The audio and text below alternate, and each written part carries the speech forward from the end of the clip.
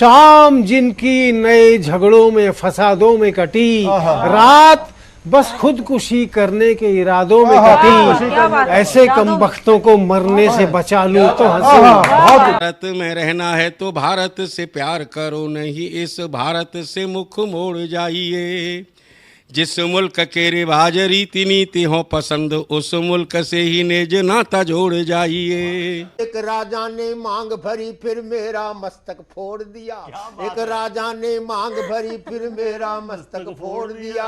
5 साल वाला गठबंधन 10 महीने में तोड़ दिया। सुलझा विवाद श्री राम जन्मभूमि वाला, बन रहा मंदिर है जय सिया राम की। नाच नर नारी झूम धरती को चूम चूम, देवगण बोले जय जय अयोध्या धाम की। तुमने गोकुल की गोपियों से अगर क्या बात है। प्रेम का व्याकरण पढ़ा, फर्क नहीं होता है राजा और भिखारी में, दोनों की सांसें काटी हैं समय की तेज कटारी ने। भारत के नौजवानों भारती पुकारती है, भेदभाव छोड़कर साथ साथ आइए। गाँव पे लगी है फिर भारती की लाज, आज सिंहनाद कर सोए राष्ट्र को जगाइए। दोस्तों नमस्कार, मैं डॉक्टर प्रवीण शुक्ल आपको प्रणाम करता हूं। सतमौला कवियों की चौपाल में आपका हार्दिक स्वागत करता हूं। अभी मैं तेरे बच्चे का बाप बनने वाला हूँ, ये देख। ओ फुद्दू, एक गैस से भरा गुब्बारा अपनी माँ को दिखाइयो। लाइफ में कुछ बातों का बचना बहुत मुश्किल, और जब हो साथ सतमौला और उसका चटपटा टेस्ट, तो हर चीज बचेगी आसानी से।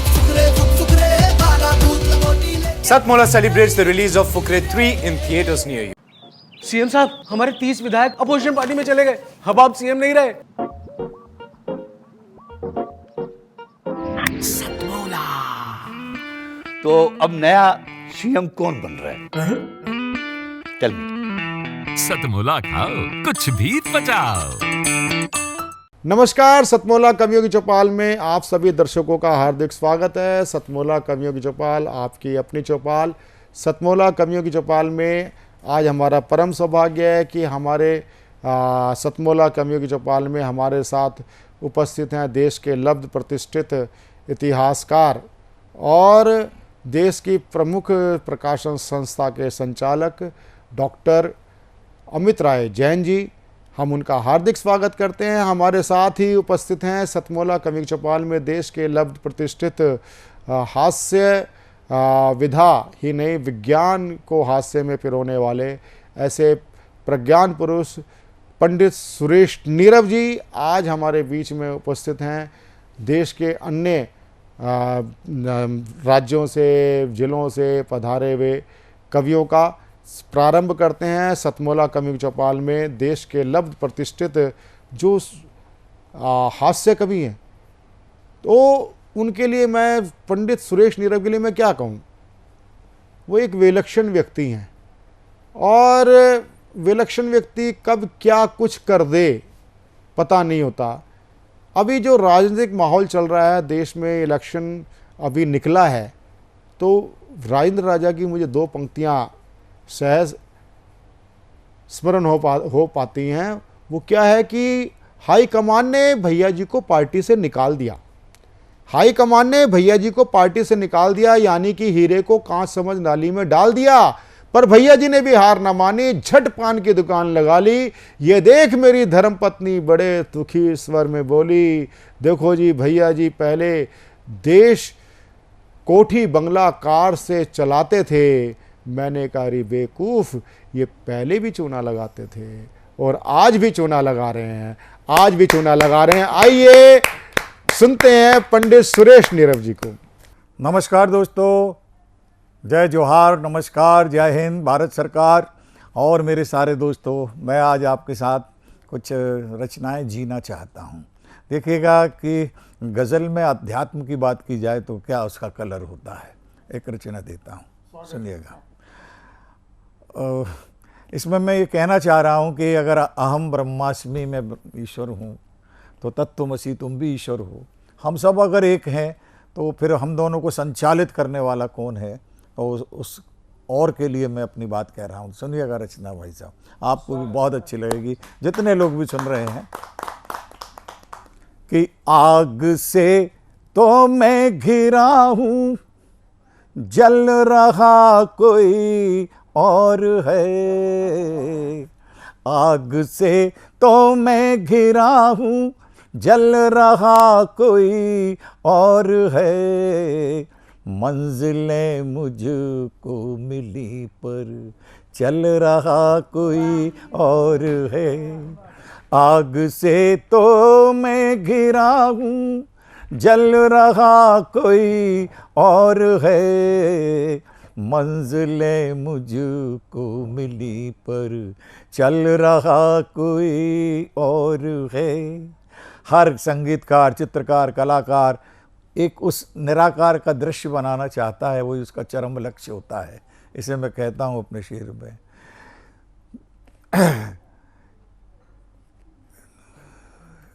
तू ही कह ऐ मन के साचे, तू ही कह ऐ मन के साचे, अब तुझे ये क्या हुआ।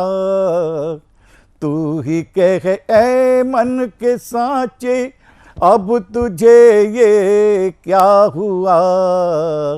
ढालना चाहा किसी को, ढल रहा कोई और है। तू ही कह ऐ मन के साचे, अब तुझे ये क्या हुआ। डालना चाहा किसी को, ढल रहा कोई और है। हम धरती को माँ क्यों कहते हैं, इस पर शेर सुनिएगा। कि कर भलाई भूल जाना, कर भलाई भूल जाना, ये ज़मीं से सीखिए। कर भलाई भूल जाना, ये ज़मीं से सीखिए। फर्ज धरती ने निभाया, फल रहा कोई और है। फर्ज धरती ने निभाया, फल रहा कोई और है। और देख जलती मोमबत्ती, ये ख्याल आया मुझे। देख जलती मोमबत्ती, ये ख्याल आया मुझे। नाम बाती का हुआ पर गल रहा कोई और है। नाम बाती का हुआ पर गल रहा कोई और है। और नीरव मेरा नाम है, इसे शेर में कैसे रखता हूँ देखिएगा। कि आती जाती सांस की हलचल मुझसे ये कहा। आती जाती सांस की हलचल मुझसे ये कहा। आती जाती सांस की हलचल मुझसे ये कहा। जिस्म तो नीरव है जिसमें पल रहा कोई और है। जिस्म तो नीरव है जिसमें पल रहा कोई और है। आग से तो मैं घिरा हूँ, जल रहा कोई और है। मंजिलें मुझको मिली पर चल रहा कोई और है। दोस्तों, ये थे मेरी कुछ गज़लें जो मैंने आज आपको पेश की। मुझे उम्मीद है कि आपको बहुत अच्छी लगी होंगी। आज मैं अपनी वाणी को यहीं विराम देता हूं और फिर किसी एपिसोड में आपसे मुलाकात करूंगा। तब तक के लिए कीजिए स्वीकार सुरेश नीरव के प्रणाम। नमस्कार। आपको इस गज़ल संग्रह के लिए मैं आपको बहुत बहुत सतमोला कम्युनिटी चौपाल की ओर से हार्दिक बधाई, शुभकामनाएं देता हूं। और एक साथ ही साथ आपके बीच में खुशी साझा करना चाहता हूं कि पंडित जी, सतमोला कम्युनिटी चौपाल से आज से तो आप जुड़े हुए नहीं हो, आप मेरे से कम 20 वर्ष से जुड़े हुए हैं। और जिस समय साधना टीवी का स्टूडियो झंडे वाला में हुआ करता तब से जी बिल्कुल।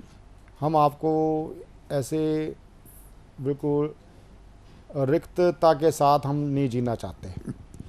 हम चाहते हैं कि आप सतमोला कवियों की चौपाल में आप परामर्शदाता के रूप में हमारे साथ जुड़ें और आज से आप सतमोला कवियों की चौपाल के आप परामर्श मंडल में रहेंगे। जहाँ जोरदार तालियों के साथ हम उनका साथ। अब हम चलते हैं सीधे चंडीगढ़ की तरफ, जहाँ से आए हैं राजवीर राज सर, जो गज़ल गीत लिखते हैं, जिन्होंने लिखा है तुमने तो बस कह दिया, तुमने तो बस कह दिया अब नहीं आऊँगा। वाह, बहुत सुंदर ये लाइन थी शेर की। पूरा शेर इन्हीं के द्वारा सुनते हैं। स्वागत है राजवीर सर आप। मैं पंचकुला से राजवीर राज, सतमोला कवियों की चौपाल का शुभाकांक्षी होते हुए सीधा मकसद पे आता हूँ और शुरुआत यहाँ से करता हूँ। आप सबकी नज़र है शेर कि हमने बहुत संभाल कर रखा था फासला, हमने बहुत संभाल कर रखा था फासला, तुम रूबरू हुए तो इरादे बदल गए। क्या बात है। और शेर है, स्वागत है सर, कि तुम्हें हर कूचे में कांटे बहुत मिले होंगे, तुम्हें हर कूचे में कांटे बहुत मिले होंगे, सुना इस शहर के फूलों ने खुदकुशी कर ली। क्या बात है। मैं कुछ दोहे पेश करना चाहता हूँ, स्वागत। आपकी नजर करता हूँ कि आंगन खुश है देख कर, आंगन खुश है देख कर, नई बहू की चाल। क्या बात। जिस घर से चिड़िया उड़ी उस घर का क्या हाल। वाह वाह, बहुत सुंदर। जिस घर से चिड़िया उड़ी उस घर का क्या हाल। और तुमने तो बस कह दिया, तुमने तो बस कह दिया नहीं आऊंगा आज। सुबक सुबक कर रो रहे सुर घुंघरू और साज। क्या बात है, बहुत सुंदर सर। जब भौरे ने छू लिया, जब भौरे ने छू लिया फूलों को एक बार, सारी कलियां आज ही खिलने को क्या बात है, तैयार। बहुत सुंदर, बहुत सुंदर। सारी कलियां आज ही खिलने को तैयार। गोरी ने पाँव धरे, गोरी ने पाँव धरे, जब यमुना के तीर आतिश आतिश हो गया जल कर सारा नीर। वाह वाह वाह, बहुत सुंदर, बहुत सुंदर। जल कर सारा नीर।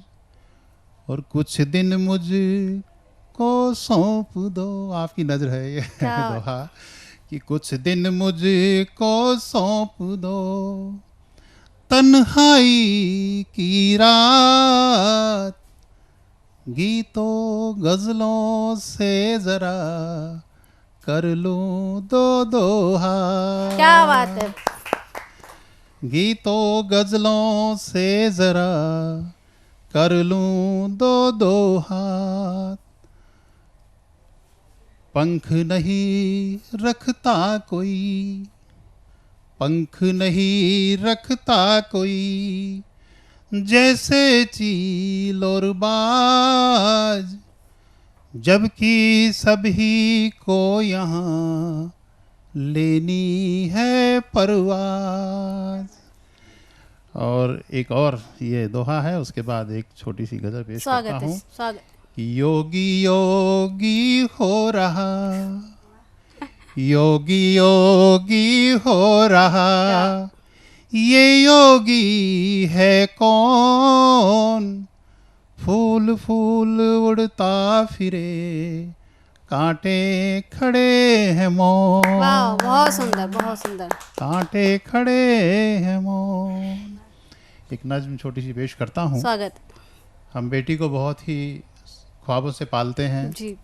अगले घर जाती है, कई बार वो ट्रीटमेंट, उनको वो माहौल नहीं मिल पाता, तो वहाँ से बेटी अपने बाबुल को क्या कह रही है, इस नज्म का उन्वान है बेटी बाबुल की। जी सर।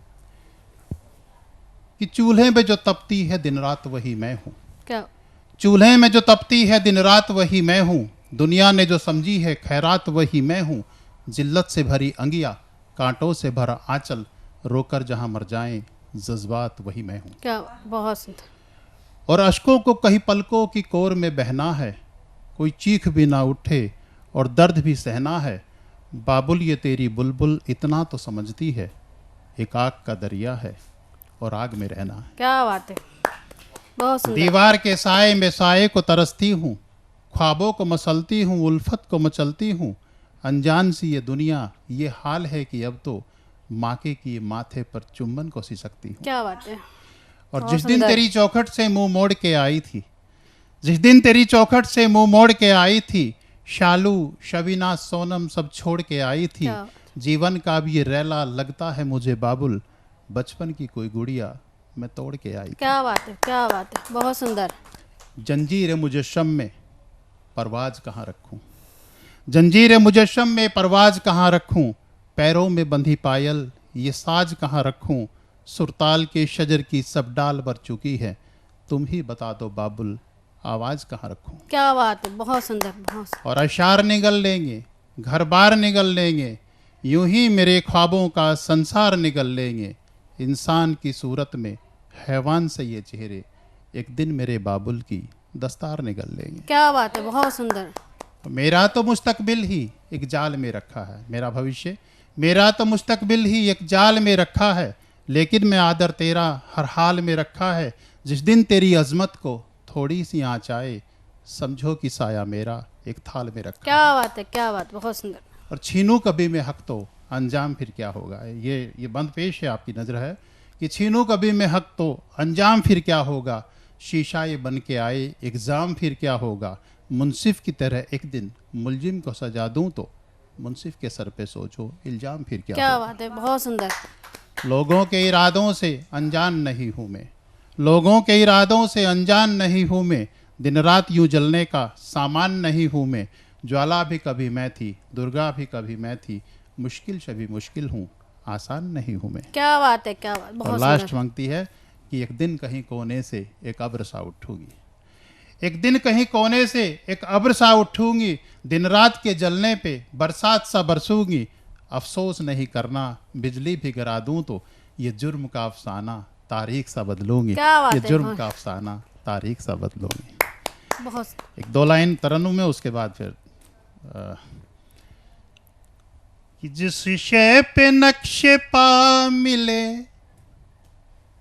तेरे ख्याल के, जिस शय पे नक्शे पा मिले तेरे ख्याल के, हमने कलेजा रख दिया उस पर निकाल वाह, के। वाह, बहुत सुंदर। हमने कलेजा रख दिया उस पर निकाल के। वो क्या गए दो आंखें तो छलकी थी रात भर। ये शेर नजर है आपकी सर कि वो क्या गए दो आंखें तो छलकी थी रात भर। छूकर तो देख लो मेरे कोने रुमाल के। क्या बात है। छूकर तो देख लो मेरे कोने रुमाल के। एक और शेर पेश करता हूँ। स्वागत तो काफ़ी बड़ी गज़ल है, लेकिन ये लास्ट शेर पेश करता हूँ आपके सामने। छूकर तो देख लो मेरे कोने रुमाल के, कि उंगली सुलगने लग गई एक बुत को क्या छुआ। एक नई तरह का शेर है कि उंगली सुलगने लग गई एक बुत को क्या छुआ। ये कौन शोला रख गया शीशे में ढाल के हमने कलेजा रख दिया, उस पर निकाल के। वाह, बहुत सुंदर, बहुत सुंदर। राजवीर सर के इतने अच्छे हमने दोहे सुने, गीत सुनी और इतने अच्छे उनकी वाणी थी। तो इस पे जो बेटी कहती है, जो बातें नहीं जा पाती, वो यही होती है कि मेरी बात सुनी अनसुनी रह गई, मेरी बात सुनी अनसुनी रह गई, जज्बात आंसुओं में बह गए और मैं वहीं खड़ी रह गई। आगे चलते हैं हम। प्रिया श्रीवास्तव गज़लकार हैं जो आई हैं उरी जलोन से। ये मौसम इश्क का दिल से मेरा महसूस वैसा है, कभी सर्दी कभी बारिश कभी ये धूप जैसा है।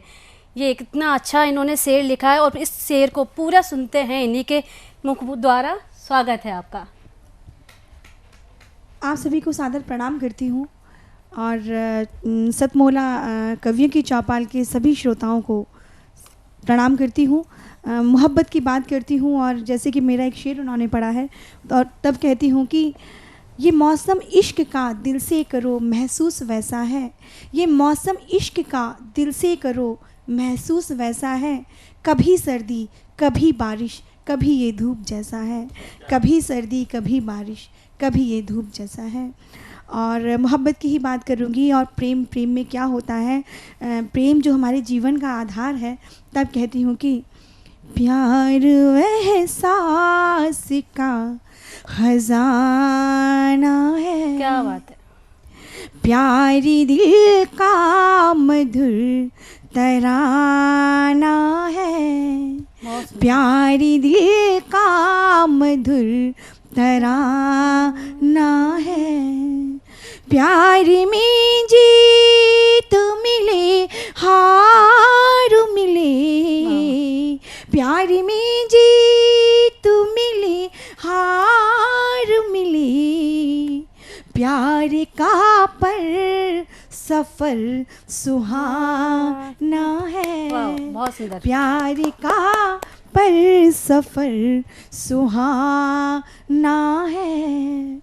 और प्यार में क्या होता है, तब कहती हूँ कि कोशिशें मेरी हैं जिस खुशी के लिए, कोशिशें मेरी हैं जिस खुशी के लिए, हम उठाती हूँ सारी उसी के लिए, और कुछ मुझको हासिल भले हो न हो, और कुछ मुझको हासिल भले हो न हो, तुम जरूरी हो इस जिंदगी के लिए, तुम जरूरी हो इस जिंदगी के लिए, तुम जरूरी हो इस जिंदगी के लिए।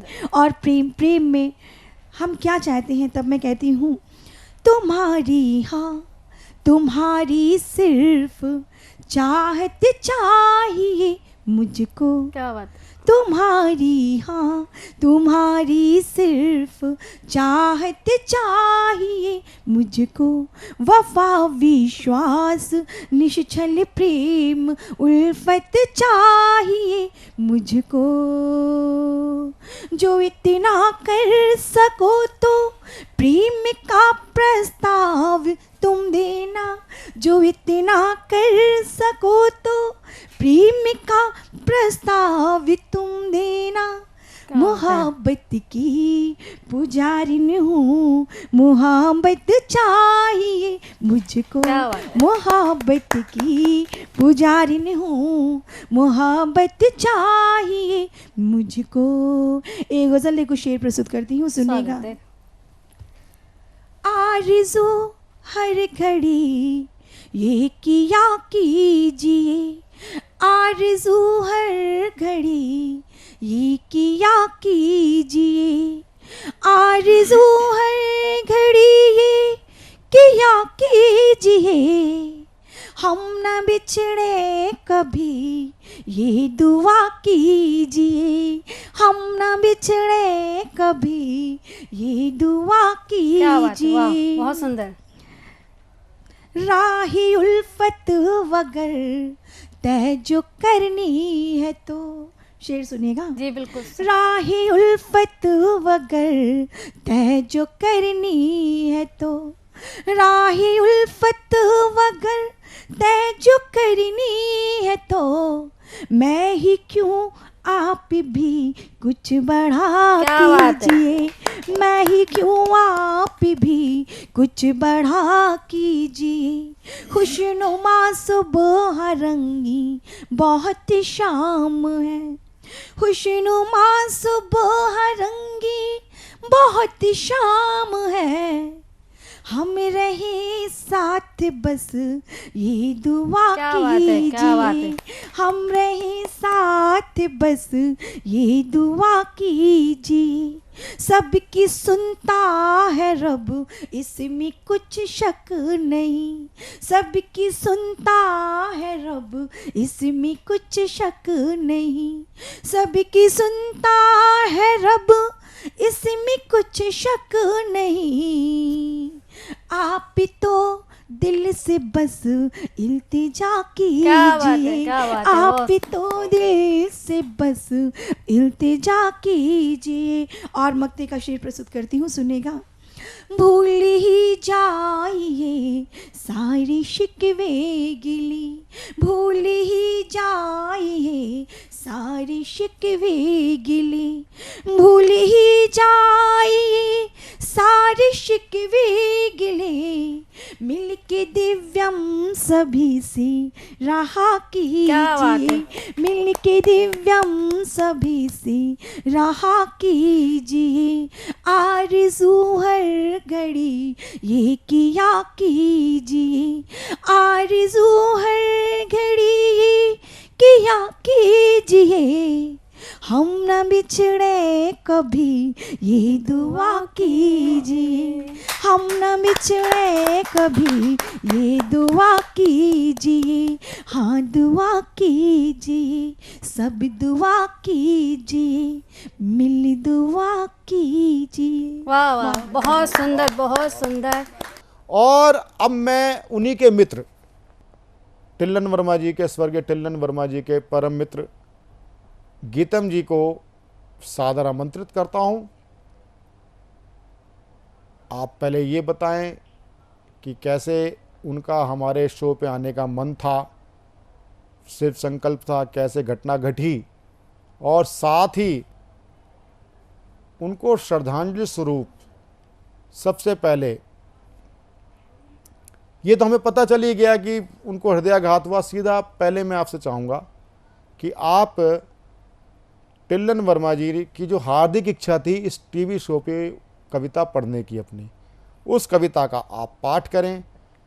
फिर दूसरे चरण में मैं ज़रूर चाहूँगा, आप आए हैं, आप उनके साथी हैं, अभिन्न मित्र हैं, फिर आपका काव्य पाठ होगा। अभी आप उनकी प्रतिनिधि रचना जो वो चाहते थे वो आप उसका काव्य पाठ करें, और जोरदार तालियों के साथ हम टिल्लन वर्मा जी की हम कविता का श्रवण करने जा रहे हैं।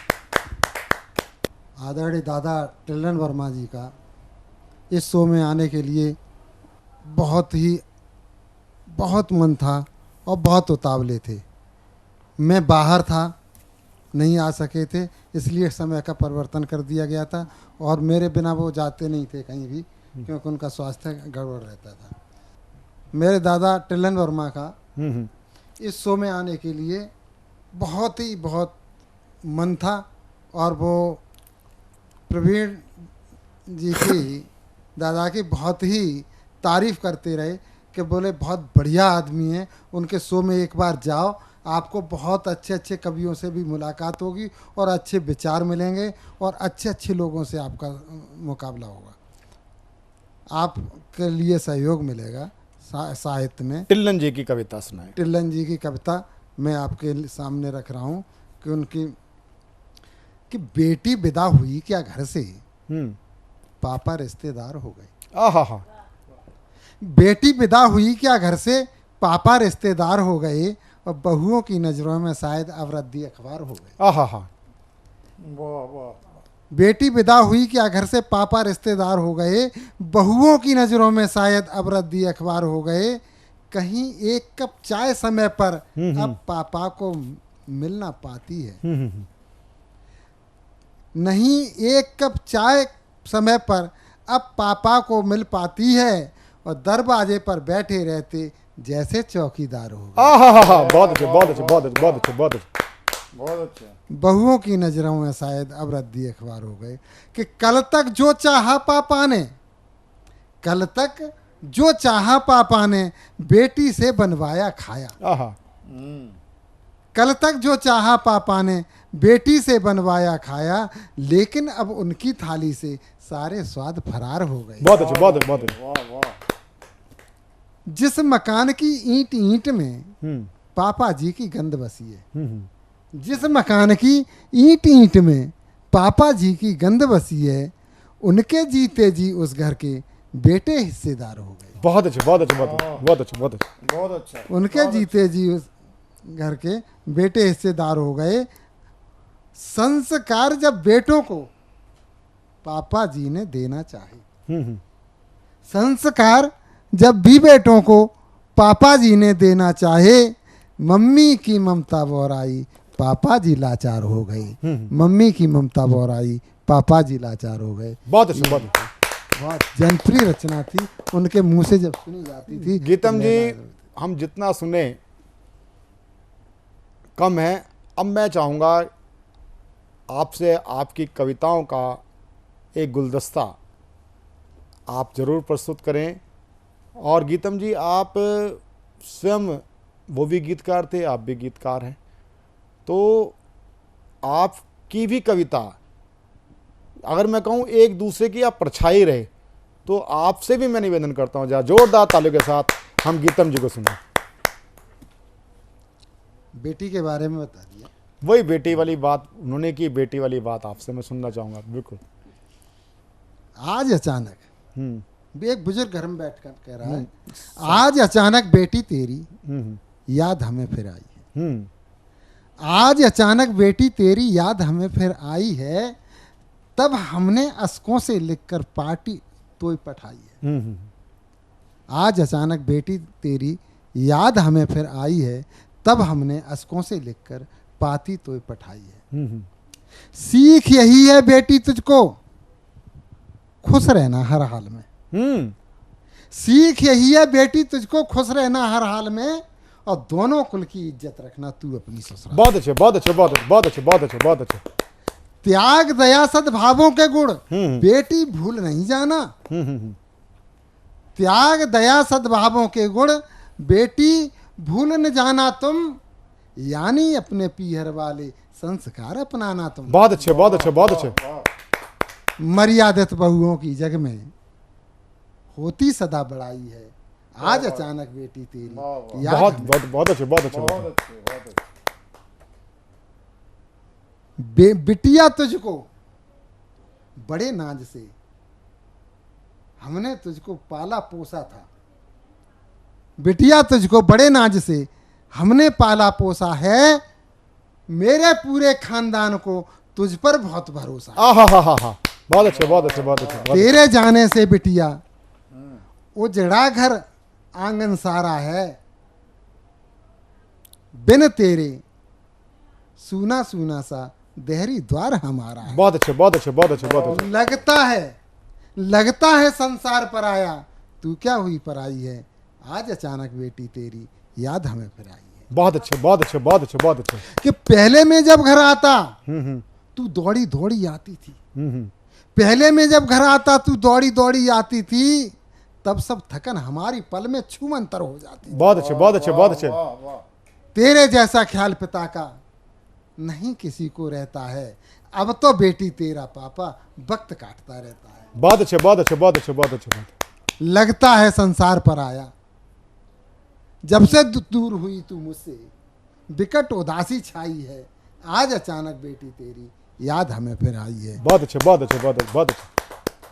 अब अपने ही घर में घुसने को हमें सोचना पड़ता है। अपने ही घर में घुसने को हमें सोचना पड़ता है, अब तो भोजन भी बहुओं से स्वयं मांगना पड़ता है। बहुत अच्छे बहुत अच्छे बहुत अच्छे बहुत अच्छे बहुत अच्छे। तू क्या हुई पराई बेटी, कि तू क्या हुई पराई बेटी, कमर हमारी टूट गई, पंख कटे एक पक्षी जैसी, सचमुच किस्मत फूट गई। बहुत अच्छा, बहुत अच्छा, बहुत अच्छा। वाह वाह वाह। जाती नहीं सही है लाड़ो, तेरी आज जुदाई है, आज अचानक बेटी तेरी याद हमें फिर आई है। बहुत अच्छा। आज अचानक बेटी तेरी याद हमें फिर आई है कि जब मुझसे मिलने को कोई मेली प्रेमी आता है, जब मुझसे मिलने को कोई मेली प्रेमी आता है, बेटा और बहू का चेहरा फक फीका पड़ जाता है।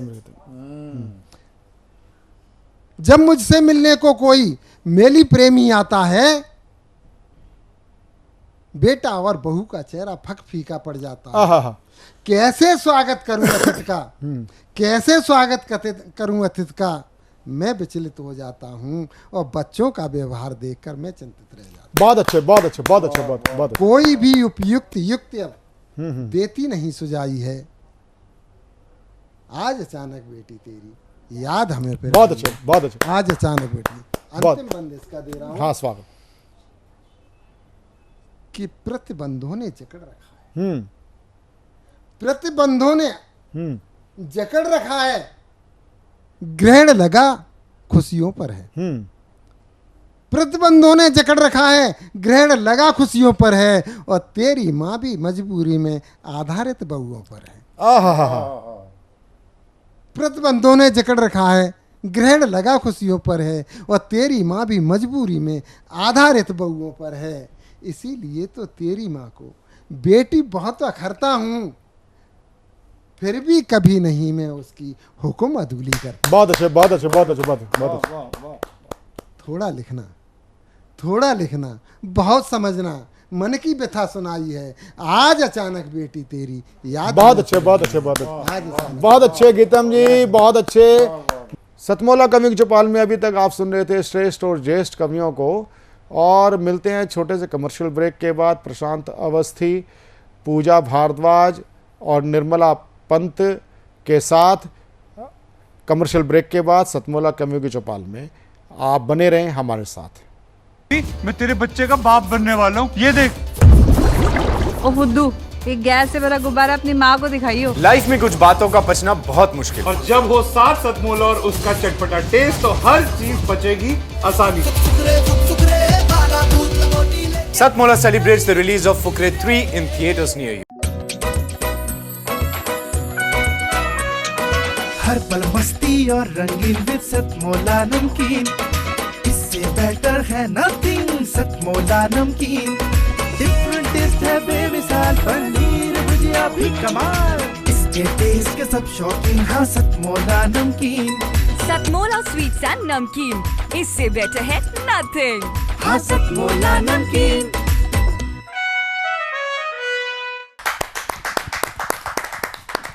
सतमोला कवियों की चौपाल में ब्रेक के बाद एक बार फिर हम सब हाजिर हैं आप सभी के सामने अपने काव्य पाठ लेकर, और हमारे साथ कुछ रचनाकार अब फिर जुड़े हैं अपने गीत, गज़ल और अपनी दोहे मुक्तक लेकर। तो सबसे पहले हम बुलाना चाहेंगे मुकेश सिंह, गोल्डन लिखते हैं ये, और प्रकृति और सामाजिक पर अपनी रचना सुनाने वाले हैं। देखते हैं क्या सुनाते हैं। सर स्वागत है आपका मुकेश जी। शुक्रिया, बहुत बहुत शुक्रिया। सतमोला कवि चौपाल में आप सभी का स्वागत है। मैं अपनी कुछ रचनाएं आपके बीच रखता हूँ। स्वागत है जी। पानी सर से गुजरने वाला था, पानी सर से गुजरने वाला था, खून दरिया में बहने वाला था। वाह। हवा का रुख मोड़ दिया मैंने, मेरा गांव जलने वाला था। क्या बात है। कि हवा का रुख मोड़ दिया मैंने, मेरा गांव जलने वाला था।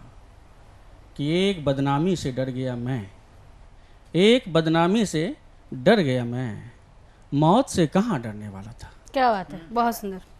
कि गली में बच्चे आ गए वरना, गली में बच्चे आ गए वरना, वो मुझसे लिपटने वाला था। क्या बात, वाह वाह, बहुत सुंदर। कि दौलत ही नहीं था मेरे पास, दौलत ही नहीं था मेरे पास, उसका ईमान तो बिकने वाला था। क्या। देखें कि सच ने बड़ा नुकसान किया हमारा, सच ने बड़ा नुकसान किया हमारा। चुप रहने में था फ़ायदा हमारा। कि स्कूल छूटा तब ये जाना मैंने, स्कूल छूटा तब ये जाना हमने कितना हल्का था बस्ता हमारा। क्या कि मेरे बच्चे उड़ना चाहते हैं अब, मेरे बच्चे उड़ना चाहते हैं अब, कहीं टूट ना जाए ये पिंजरा हमारा, कहीं टूट ना जाए ये पिंजरा हमारा। कि अब पानी को तरस रहा है वो, अब पानी को तरस रहा है वो, बहता रहता था जो दरिया। क्या बात है, बहुत सुंदर। बहुत बहुत शुक्रिया। देखें, एक कि थकान मिटाने आदमी अब जाते हैं जंगल में। क्या? थकान मिटाने आदमी अब जाते हैं जंगल में, शहर बसाने निकले थे जो आग लगाकर जंगल। क्या? बहुत। कि कभी खाकर कभी बिन खाए भी चैन से हम सो जाते थे, कभी खाकर कभी बिन खाए भी चैन से हम सो जाते थे, गोली खाकर सोने का तो चलन नहीं था जंगल में। वाह, बहुत सुंदर, बहुत सुंदर। कि गोली खाकर सोने का तो चलन नहीं था जंगल में, पढ़ लिख कर हमने सीखा, पढ़ लिख कर हमने सीखा घर के दो हिस्से करना, पढ़ लिख कर हमने सीखा घर के दो हिस्से करना, जब कोई स्कूल नहीं था तब एक आंगन था जंगल। क्या बात, बहुत सुंदर। जब कोई स्कूल नहीं था तब एक आंगन था जंगल में, कि रोज लुट रही है अबला अब इंसानों की बस्ती में, रोज रोज रोज लुट रही है अबला अब इंसानों की बस्ती में, रावण ने जो किया नहीं था सीता के संग जंगल में। कि अब पानी ढूंढ रहे हैं सब जाकर देखो मंगल पर, अब पानी ढूंढ रहे हैं सब जाकर देखो मंगल पर, तुम ही बतलाओ गोल्डन क्या क्या नहीं था जंगल में। क्या बात, बहुत सुंदर। बहुत बहुत शुक्रिया आप सभी का। एक आखिरी रचना देखें कि फूट फूट कर कोई रोया है अंदर से, फूट फूट कर कोई रोया है अंदर से, झरना निकला है देखो पत्थर से। क्या बात है।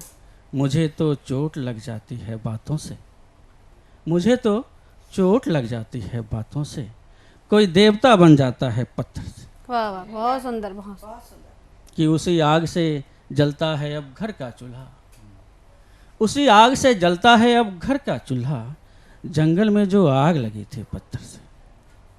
कि बेटा मरा है विधवा का गुमसुम है, बेटा मरा है विधवा का गुमसुम है, बैठी है जैसे शर्त लगाकर पत्थर से। बहुत सुंदर। बहुत। एक अलग तरह का शेर देखे कि पहाड़ों में भी पुकार कर देखा है उसे, पहाड़ों में भी पुकार कर देखा है उसे, पलट कर आवाज आती है पत्थर से। क्या बात है।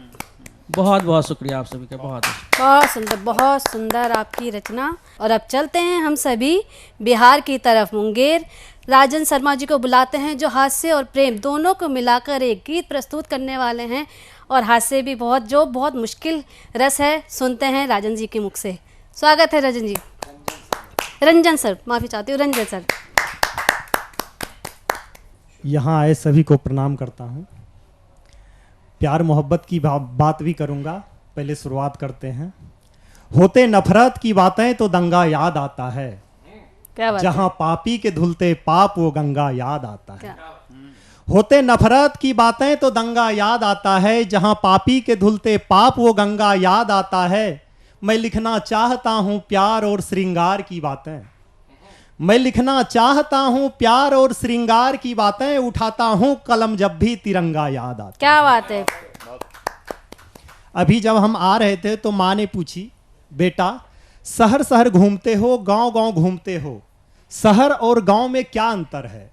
तो हमने कहा, माँ जब शहर में किसी के घर में जाता हूँ तो वहाँ पे कुत्ते पाले जाते हैं, और गांव के किसी घर में जाता हूँ तो वहाँ पे गाय पाली जाती है।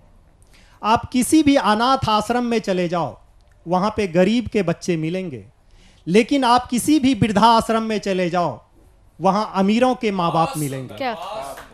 तब हमने लिखा, ओ कलयुग के शैतान बचो, ओ कलयुग के शैतान बचो, शर्म आने वाली पाप से, कुत्ते बिल्ली सब घर में रहे बस दिक्कत है माँ बाप। क्या बात। कुत्ते बिल्ली सब घर में रहे बस दिक्कत है माँ बाप से। सोचिए, जिन माता पिता को कुछ दिन तक गोद में बालक नहीं होते वो कितने मन्नतें मांगते हैं, मंदिर घूमते हैं, पैदल पद यात्रा करते हैं, उसके बाद जब उनका भरोसा टूटता है तो क्या बीतता है। क्या बात, सही बात। तेरी किलकारी सुनने को मन्नत पर मन्नत मांगे थे, सारे तीर्थ मनोरथ पाने को नंगे पांव ही पैदल भागे थे। क्या पैरों में कितने छाले हुए, आंधी वर्षा से पाले हुए, तब जाकर तुमको पाया है, फिर भी तुमने ही सताया है। वो जप तप सोचो कितना कठिन था, महामृत्युंजय जाप से कुत्ते बिल्ली सब घर में रहे, बस दिक्कत है माँ बाप से। क्या कुत्ते बिल्ली सब घर में रहे, बस दिक्कत है माँ बाप से। माँ बाप भूखे प्यासे रहते हैं लेकिन अपने बच्चे को हमेशा चाहते हैं कि भर पेट का भोजन दूं। तब हमने लिखा, खुद भूखी प्यासी रह करके अपने हिस्से का खिलाया है, खुद रूखी सूखी खा करके तुम्हें इतना बड़ा बनाया है। वे दिन भी थोड़ा याद करो, रिश्ते को ना बर्बाद करो, थोड़ी सी जगह उसे दे दो तुम, ना वृद्धा आश्रम भेजो तुम। 9 महीने कैसे दर्द सहा होगा, 9 महीने कैसे दर्द सहा, जरा सोचो अपने आप से, कुत्ते बिल्ली सब घर में रहे, बस दिक्कत है माँ बाप से। कुत्ते बिल्ली सब घर में रहे, बस दिक्कत है माँ बाप से। उंगली पकड़कर चलना सिखाया जिसने तुमको बचपन में, क्यों हाथ छोड़कर जा रहे हो बूढ़े माँ बाप के 55 में। तुम भी तो बनोगे माता पिता कभी, बच्चों का भाग्य विधाता कभी, तेरा औलाद भी तुमसे दूर होगा, तुम भी एक दिन मजबूर होगा, फिर रोगे पछताओगे, क्या कहोगे अपने आप से, कुत्ते बिल्ली सब घर में रहे, बस दिक्कत क्या है बात है, क्या बहुत सुंदर।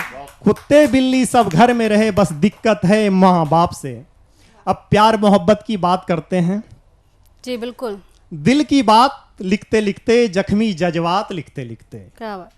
दिल की बात लिखते लिखते, जख्मी जज्बात लिखते लिखते, सच में मैं शायर बन गया तेरी औकात लिखते क्या लिखते। बात है, क्या बात है 1000 जख्म दिल में फिर भी हंस रहा हूं, है 1000 जख्म दिल में फिर भी हंस रहा हूं, स्याही खून बन गई हालात लिखते लिखते। अब किसे सुनाऊं मैं दिल की कहानी, अब किसे सुनाऊं मैं अपनी दिल की कहानी, दुल्हन भाग गई बारात लिखते लिखते। बहुत सुंदर, बहुत सुंदर। अब दोबारा मोहब्बत का हिम्मत ना रहा, अब दोबारा मोहब्बत का हिम्मत ना रहा, उसके बाप ने पीटा है मुलाकात लिखते लिखते।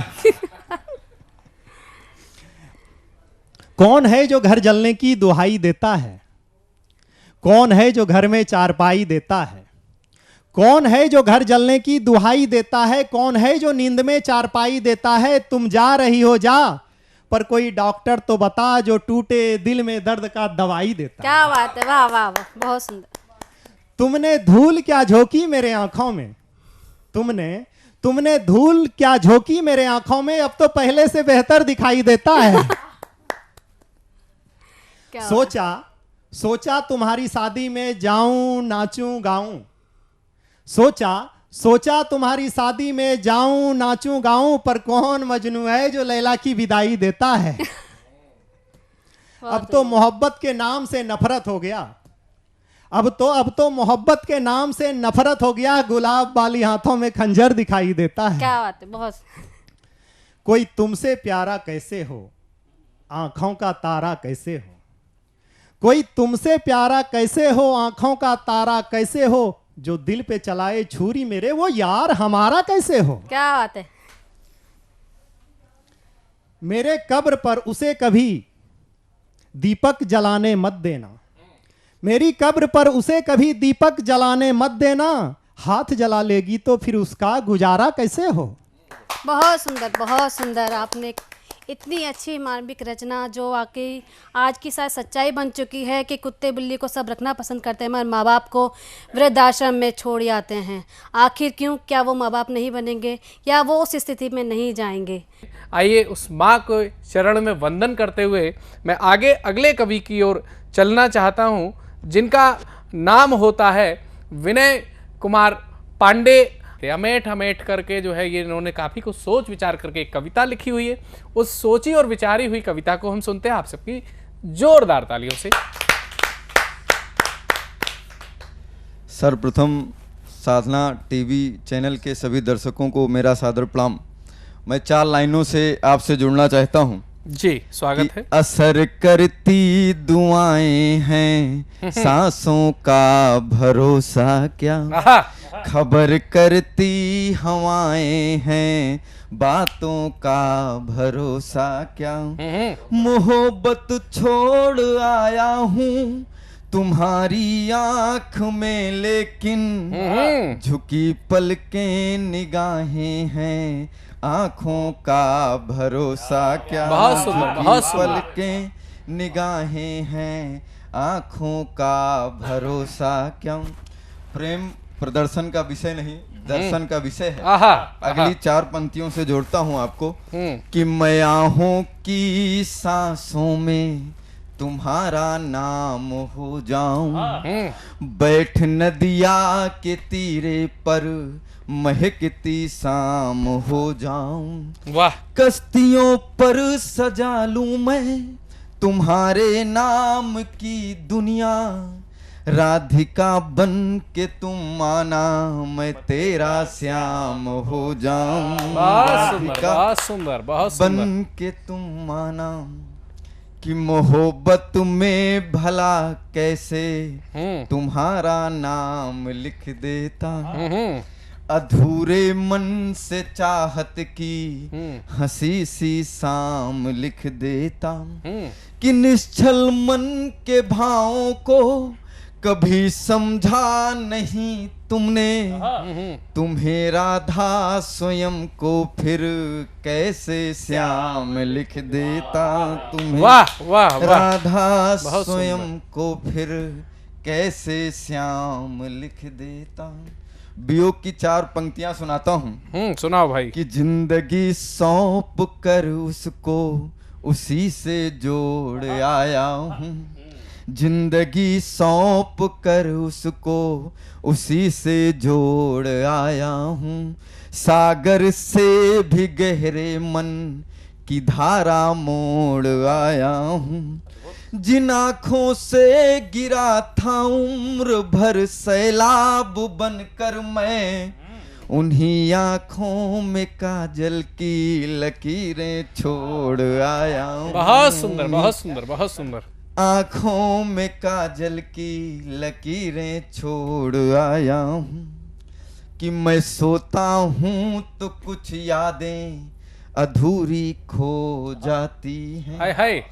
राहें जिंदगी का गम ये आंखें धो जाती हैं, धड़कने बेच दी मैंने मगर पाया नहीं कुछ भी, कि मैं जगता हूँ तो ये रातें अकेली सो जाती। बहुत सुंदर, बहुत सुंदर, बहुत सुंदर। हूँ तो ये रातें अकेली सो जाती हैं। एक कविता सुनाता हूँ। पिता वियोग में कविताएं पढ़ता हूँ। संघर्ष की आवाज, संघर्ष की रूपरेखा जब कभी मन में समाहित हो जाती है, उससे जो आह निकलती है उसी को सुनाना चाहता हूँ। सुनाइए। कि खुद से मिले हर जख्मों को एक नई सौगात लिखूं, खुद से मिले हर जख्मों को एक नई सौगात लिखूं, आंखों से गिरते असकों को मोती सा बरसात लिखूं।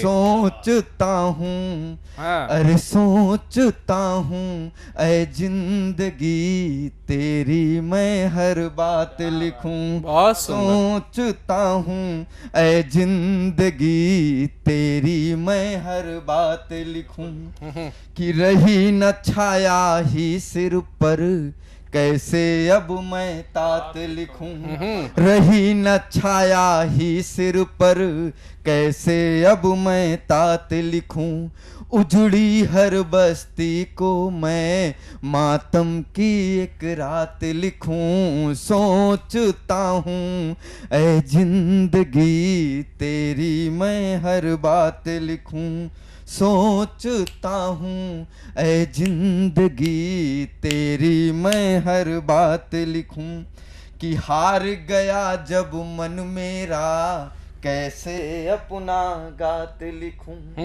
मैं दर्दों का मारा पंछी कैसे मैं जज्बात लिखूं। सोचता हूँ ऐ जिंदगी तेरी मैं हर बात लिखूं, सोचता हूँ ऐ जिंदगी तेरी मैं हर बात लिखूं।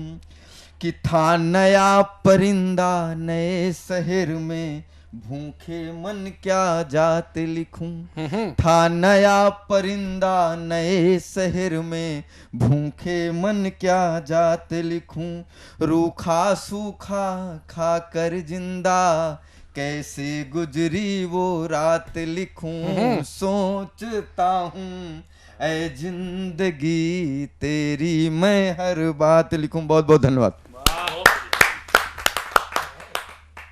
आपने इतनी अच्छी रचना अपने सुनाई, वाकई में जंगल तो बहुत उम्दा रचना थी। अब हम इसी सिलसिले को आगे ले जाते हुए चलते हैं दिल्ली की तरफ सुनीला नारंग जी के लिए। उनके बहुत बहुत स्वागत है सुनीला जी, और आप मन के ऊपर अपनी एक रचना सुनाने वाले हैं। स्वागत है आपका जी। बहुत बहुत शुक्रिया। मंच को नमन करते हुए मैं अपनी रचना प्रस्तुत करना चाहूँगी। आज कुछ लिखा नहीं मैंने, आज कुछ लिखा नहीं मैंने, बस मन की उपज को एक पन्ने पे उगाया है। क्या बात है। आज कुछ लिखा नहीं मैंने, बस मन की उपज को एक पन्ने पे उगाया है। आज मन ही को अपना मनमीत बनाया है। वाह वाह, बहुत सुंदर। बहुत आज मन ही को अपना मनमीत बनाया है। मन उपजता है निरंतर, मन उपजता है निरंतर, कभी आशा कभी निराशा, पल तोला तो पल माशा। क्या बात। मन उपजता है निरंतर, कभी आशा कभी निराशा, पल तोला तो पल माशा। कभी डूब जाता अतीत के भंवर में, कभी डूब जाता अतीत के भंवर में, कभी उड़ान भरता ख्यालों के सफ़र में। यह मन न जाने कैसा, यह मन न जाने कैसा, चंचल हवा सा उठता धुआं सा, फिर न जाने कब हो जाता रुआं सा। बहुत। यह मन न जाने कैसा, चंचल हवा सा उठता धुआं सा, फिर न जाने कब हो जाता रुआं सा। फिर पलक झपकते ही, फिर पलक झपकते ही अधरों को दे जाता एक मीठी मुस्कान। क्या बात। फिर पलक झपकते ही अधरों को दे जाता एक मीठी मुस्कान। कब किसी को याद करता, कब किसी को भूल जाता, कब किसी को याद करता, कब किसी को भूल जाता, मन भावना के पुंज में डूब डूब जाता। क्या बात है। बहुत। मन भावना के पुंज में डूब डूब जाता। मन आखिर क्या है, मन आखिर क्या है, मन हर्ष भी विषाद भी, मन हर्ष भी विषाद भी, उन्माद भी विस्माद भी, मन राग और द्वेष भी, मन दुख और कलेश भी, मन राग और द्वेष भी, मन दुख और कलेश भी, मन पुण्य और पाप भी, मन सुख और संताप भी। क्या बात। मन पुण्य और पाप भी, मन सुख और संताप भी, मन तिमिर और प्रकाश भी, रचयिता और विनाश भी। वाह वाह, बहुत सुंदर। मन तिमिर और प्रकाश भी, रचयिता और विनाश भी, मन मान और अपमान भी, मन मिथ्या गुमान भी, मन मान और अपमान भी, मन मिथ्या गुमान भी, मन तृष्णा और तृप्ति भी, मन भक्ति की आसक्ति भी, मन दुष्टा और मीत भी, मन प्रेम भरी प्रतीत भी। क्या बात है। वाह वाह, बहुत सुंदर।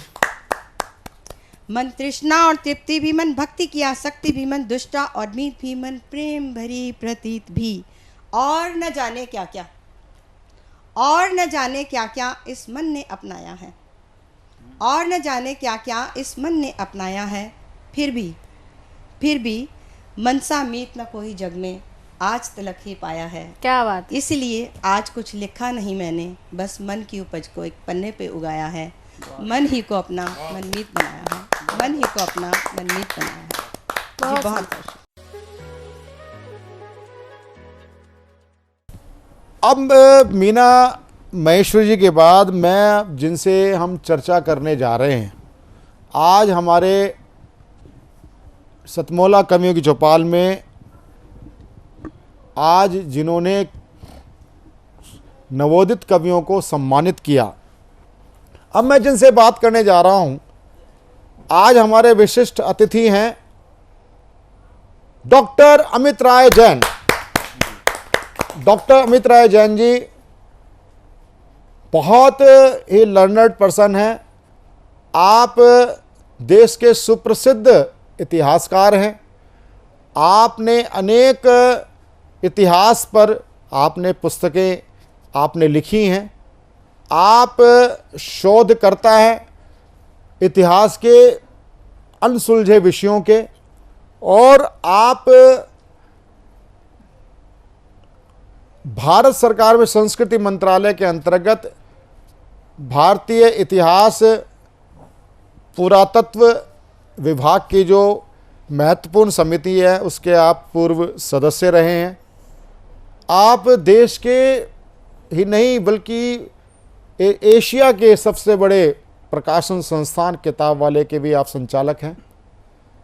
आपके प्रकाशन से बहुत गणमान्य देश के दिग्गज लोगों की पुस्तकें प्रकाशित हुई हैं, चाहे वो हमारे परम पूजनीय सरसंघचालक मोहन भागवत जी की हो, चाहे संघ के अनेक लोग हों, देश के प्रधानमंत्री नरेंद्र मोदी जी की हो, और अनेक ऐसी पुस्तकों का आपने प्रकाशन किया है। और केवल लब्ध प्रतिष्ठित लोगों की नहीं, आप और प्रशांत जी ऐसे अपने क्लिष्ट लेखन करने वाले और समग्र लेखन करने वालों को भी आमंत्रित करते हैं। और ऐसे कई होते हैं, प्रकाशक तो बहुत बड़े होते हैं, लेकिन वो सामान्य व्यक्ति की पुस्तक छापते हुए वो रिस्क नहीं लेते। लेकिन मैंने 2-3 बार मैंने स्वयं अमित जी को हमने बात की, ये इतिहासकार हैं, ये साहित्यकार हैं, यदि आपके प्रकाशन की कसौटी पे ये पुस्तक आपको लगती हो तो आप इसको प्रकाशित कर सकते हैं। संयोग या सौभाग्य रहा या वो पुस्तक के लेखक की एक कसौटी पे जब देखी गई तो अमित राय जी ने वो पुस्तक, ईश्वर चंद जौहर जी पटियाला के हैं, हमारे साहित्य परिषद के, उनकी पुस्तक छापी। 400 से ऊपर पृष्ठों की पुस्तक थी। प्रेमचंद जी के ऊपर पुस्तक थी, प्रेमचंद साहित्य पर विवेचनात्मक। दूसरी कविताओं की पुस्तक किसी की हमने दी, डॉक्टर चारू कालरा, उनकी पुस्तक भी आपने छापी। यानी कि मुझे जो लगा केवल आप लब्ध प्रतिष्ठित लोगों की पुस्तक नहीं है, और आप सही में जो प्रकाशक का जो धर्म होता है ना, वो अगर वो को निभा रहे हैं तो अमित राय जैन जी निभा रहे हैं। जोरदार तालियों के साथ हम उनका स्वागत करते हैं। दोस्तों, हम लोग आ चुके हैं लोनी के ऐतिहासिक किले के अवशेष के पास। लोनी गाजियाबाद में स्थित है और इसका जो संबंध है वो रामायण काल से है। रामायण काल में लवणासुर नाम के राक्षस का वध किया था शत्रुघ्न ने, और लवणासुर ने ही इस लोनी को बसाया था। पास में दुधेश्वर रामनाथ मंदिर है जिसका संबंध रावण से है। पास में बिसरख भी है जिसे रावण की जन्मस्थली माना जाता है। तो लोनी का भी जो इतिहास है वो अनादिकाल का है। और जब तैमूर लंग ने भारत पर हमला किया, दिल्ली पर कूच की तैयारी की, तो उसने यहीं पर डेरा जमाया था और यहीं पर उसने अपने साथ गुलाम बना कर लाए 1 लाख हिंदुओं का सिर भी कलम किया था। कहते हैं यहाँ से एक सुरंग भी जाया करती थी लाल किले तक, हालांकि बाद में वो खत्म हो गई या अतिक्रमण की चपेट में आ गई। आज ये पूरा इलाका ही अतिक्रमण की चपेट में है। यहाँ तालाब है जो नाम मात्र के बाकी हैं, लोगों ने घर बना लिए हैं उसमें अपने, और यहाँ पर सब कुछ एक तरह से धराशायी खत्म होता दिखाई दे रहा है। अमित जी, सबसे पहली बात तो मैं आपके एक इतिहास से रिलेटेड आपसे बात करना चाहूँगा, क्योंकि अमित जी अखबारों में बड़ा छाया रहा और मैं आपको कई टीवी चैनल्स की डिबेट में देखता हूँ। डिबेट नहीं, विशेष तौर पे जब कभी बात होती है, इतिहास पे बात होती है, इतिहास के सामाजिक सरोकार से बात होती है, तब आपको विभिन्न चैनल आपको बुलाते हैं। आपने इतिहास की समग्र दृष्टि पर लिखते आपने कई पुस्तकें आपकी आई हैं। मोहनजोदड़ो के काल की भी पुस्तक आपकी मैंने देखी, और अभी कुछ समय, ज़्यादा समय नहीं, लगभग 1 वर्ष पूर्व बड़ी चर्चा में रहा बागपत का सिनोली क्षेत्र।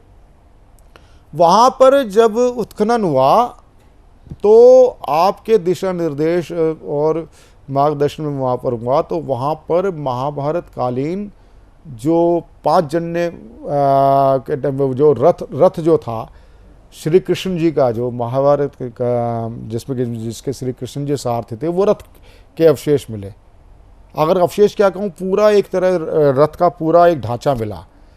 तो वहाँ से मैं बात प्रारंभ करना चाहूँगा आपके साथ। तो वो उसके बारे में थोड़ा सा हम जरूर जानना चाहेंगे, क्योंकि उसके आप एक सूत्रधार रहे हैं। देखिए प्रवीण जी, सबसे पहले तो मैं इस कवियों के अंतर्राष्ट्रीय मंच पर आपने मुझे आमंत्रित किया, इसके लिए आपका धन्यवाद करूंगा। और हमारे बीच में लब्ध प्रतिष्ठित कवि जो कि बड़े साहित्यकार भी रहे और कादम्बिनी जैसी पत्रिका के मुख्य संपादक रहे श्री नीरव जी, उनकी उपस्थिति में और देश के प्रतिष्ठित इतिहासकार के रूप में आपने मुझे यहाँ संबोधित किया है, तो मैं इस विषय को भी छूँगा। तो सबसे पहले, क्योंकि कवि और कविता एक ऐसा विषय है जो सांस्कृतिक दृष्टि से या साहित्यिक दृष्टि से बहुत महत्वपूर्ण है, और क्योंकि इतिहासकार और पुरातत्व की दृष्टि से आपने बात की है, तो मेरा अपना निजी अनुभव है, और जहाँ जिस सांस्कृतिक नगरी का आपने जिक्र किया, बड़ौत बागपत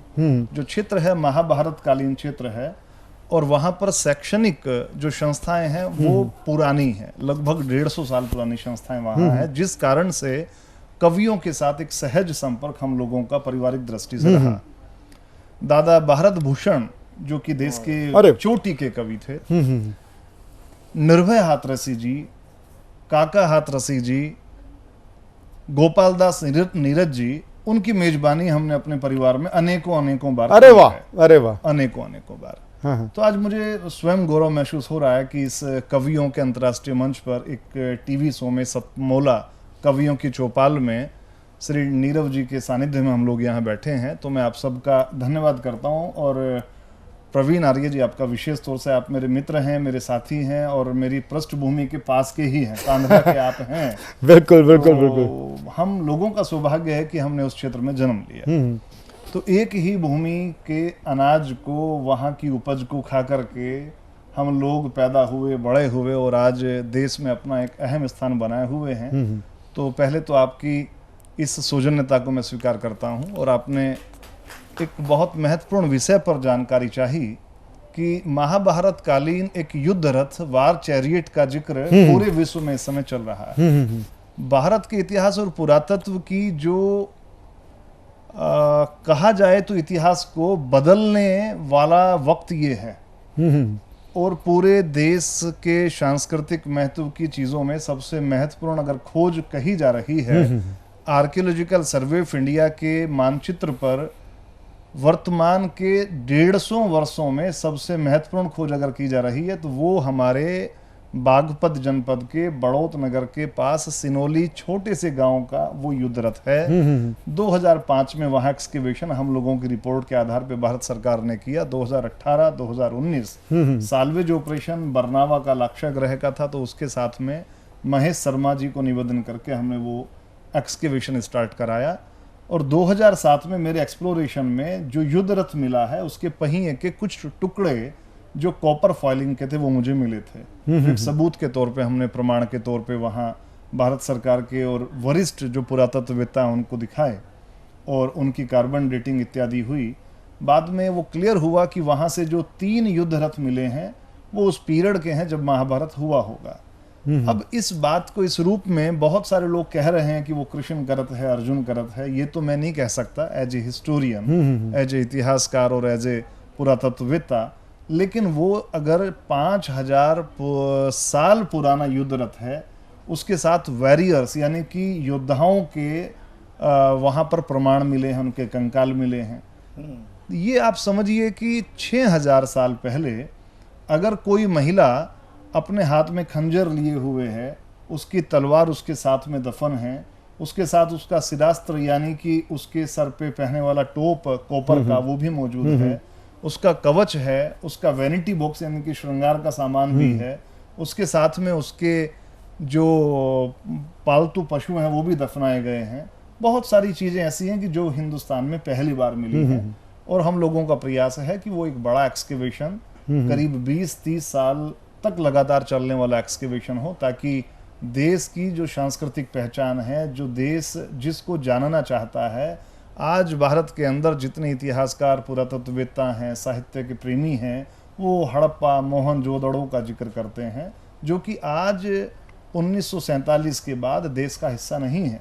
यानी कि भारत की प्राचीन संस्कृति अखंड भारतवर्ष का हिस्सा तो है, लेकिन वर्तमान में 1947 के बाद आज हिंदुस्तान को अपनी वो सांस्कृतिक जो चीज है, जो हमारी अपनी है, वो मिली है। तो भारत सरकार को चाहिए कि वहां पर लगातार एक लंबा एक्सकेवेशन हो, वहां म्यूजियम बने। अभी G20 कंट्रीज में जिस समय प्रधानमंत्री जी ने एक अलग से एक एग्जीबिशन लगाई मॉडर्न आर्ट गैलरी में जनपद पे, तो उसके अंदर उसके बीचों बीच उस युद्ध रथ को रखा गया। अभी 4 दिन पहले USI और जो भारत की आर्मी है उसने 10 दिवसीय एक प्रदर्शनी का आयोजन किया है, वहां पर भी वो युद्ध रखा गया है। मैं कह रहा हूं कि जो अंतर्राष्ट्रीय राष्ट्रीय स्तर के कार्यक्रम हैं उसमें हम उस युद्ध रथ को रख रहे हैं, लेकिन उसकी जो आगे की डिस्कवरी, जो आगे का काम है, वो अभी थोड़ा सा। अमित जी, एक चीज़ मैं जानना चाहता था, जैसे ये आपके सनौली का आपने बताया, हमारे कार्यक्रम के माध्यम से मैं आपसे, क्योंकि आप इसके अधिकृत, आप इसके विशेषज्ञ हैं, कि जो श्री कृष्ण जी ने पांडवों के लिए 5 गांव मांगे थे, 1-2 लोगों को तो पता है कि वो 5 गांव, एक एक गांव का विवरण देख के साथ अब बताने की कृपा करें आप। इसके एक माध्यम है, इस शो के माध्यम से कई लोगों को, हमारे लोगों को पता ही नहीं जी जी जी कि वो 5 गांव कौन थे और 5 गांव से हमें क्या क्या प्रमाण मिले हैं, क्या जिससे सिद्ध होता है कि वो 5 गांव हमारे मांगे थे। प्रवीण जी, महाभारत एक महाकाव्य है जिसके अंदर बहुत सारा भौगोलिक वर्णन भी है, और जिस समय ये एक्सकेवेशन सिनोली का हुआ, युद्ध रथ मिला, तो उस समय इतिहासकारों में, पुरातत्ववेत्ताओं में 2 खेमे थे, और ज्यादातर लोगों का कहना था कि आर्यों की जो आगमन थ्योरी है वो अंग्रेजों की दी हुई है, वो ठीक है। और मैं हमेशा से ये बात शुरू से कहता रहा हूं कि इन युद्ध रथ के मिलने के बाद, और यहाँ से बहुत सारे ऐसे प्रमाण मिले हैं जो भारत की सांस्कृतिक जो समृद्धता है उसको बताने के लिए पर्याप्त सबूत हैं, और जो इतिहास और पुरातत्व है वो प्रमाणों पे आधारित है। तो मैंने उसके साथ ये भी कहा कि हमें अपने भारत का जो प्राचीन लिटरेचर है, जो हमारे प्रमाण लिटरेचर के हैं, धर्म ग्रंथों के, पुराणों के हैं, उनको भी आधार मानना चाहिए। अगर महाभारत में जिस भौगोलिक क्षेत्र का वर्णन है, यानी कि उस समय जो कुरुवांचल था, कुरु महाजनपद था, कुरु महाजनपद की राजधानी हस्तनापुर थी, हस्तनापुर वहीं उसी क्षेत्र में है। जो नई राजधानी थी वो इंद्रप्रस्थ है, वो दिल्ली है, दिल्ली हो गया। और जिन 5 गांवों का आप जिक्र करना चाहते हैं, जिनके बारे में जानना चाहते हैं, तो जो भगवान कृष्ण ने दुर्योधन से, कौरवों से, पांडवों के और उनके बीच में मध्यस्थ होकर के पांडवों का दूत बन करके जाकर के 5 गांव मांगे, उसमें हरियाणा और उत्तर प्रदेश, क्योंकि जो आज का सोनीपत जिला, करनाल जिला, कुरुक्षेत्र जिला और इधर दिल्ली तक का सारा हिस्सा, और यमुना की दूसरी तरफ मेरठ, शामली, बागपत का, गाजियाबाद का, नोएडा का हिस्सा, वो सारा प्राचीन कुरु जनपद का हिस्सा है, जो कि पांचाल क्षेत्र से, मतलब इसमें आपका कुरुक्षेत्र भी आ गया, बुंदेलखंड से इधर, और हरियाणा के अंदर ये यमुना के लगे हुए जिले, ये सारा का सारा एरिया सुग तक, यमुना नगर तक का, वो पुराने कुरु जनपद। और जो 5 गांव मांगे गए उसके अंदर उन्होंने स्वर्ण प्रस्थ की मांग की, सोनीपत, जो आज वर्तमान में है। ये ध्यान से आप नोट कर सकते हैं टीवी के माध्यम से। यानी पहला जो गांव हो गया सोनप्रस्थ, यानी कि सोनीपत। दूसरा गांव उन्होंने मांगा पर्णप्रस्थ, यानी कि पानीपत, जो आज पानीपत है, वो पर्णप्रस्थ के रूप में उस समय, जिसका वर्णन लिटरेचर में है, महाभारत में है। तीसरा उन्होंने तिलप्रस्थ मांगा, जो कि तिलपत, बाद में फरीदाबाद के पास एक तिलपत, ये तिलपत का यानी कि फरीदाबाद के पास तिलपत हो गया। एक उन्होंने व्याघ्र प्रस्थ मांगा, जो कि बागपत है आज। अच्छा, जब बागपत, ठीक जी, ठीक। दूसरा वारणा व्रत, यानी कि बरनावा का जो हिस्सा है वो मांगा, जहां आज भी महाभारत कालीन लाक्षागृह के प्रमाण हैं। ये बरनावा किस तरफ हुआ? ये बरनावा बड़ौद से ही मेरठ की तरफ चलते हुए उस रास्ते में है, पूर्व दिशा की ओर है।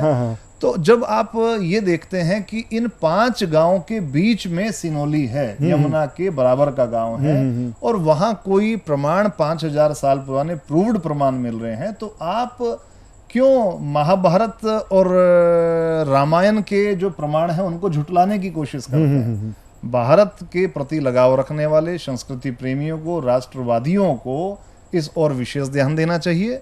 और मेरा कहना है कि अगर भारत की जो प्राचीन भूली बिसरी जो प्रमाण हैं वो अगर सामने आए हैं, एक्सकेवेशन में सामने आए हैं, तो पूरे विश्व के सामने उनको, जैसे कि आज हमारे प्रधानमंत्री नरेंद्र मोदी जी ने G20 कंट्रीज के शो में उसको दिखाया है, उस तरह से आगे बढ़ाना चाहिए। और मुझे बड़ी खुशी है कि सतमोला कवियों की चौपाल जैसे मंच से जहां हजारों कवि जुड़े हैं, और कवि एक ऐसी दिव्य शक्ति है कि कवि अपने माध्यम से लाखों लोगों को, करोड़ों लोगों को प्रभावित करता है। एक छोटी सी बात बताता हूं, क्योंकि आपने लिटरेचर की, हिस्ट्री की, सबको समाहित करते हुए बात कही है।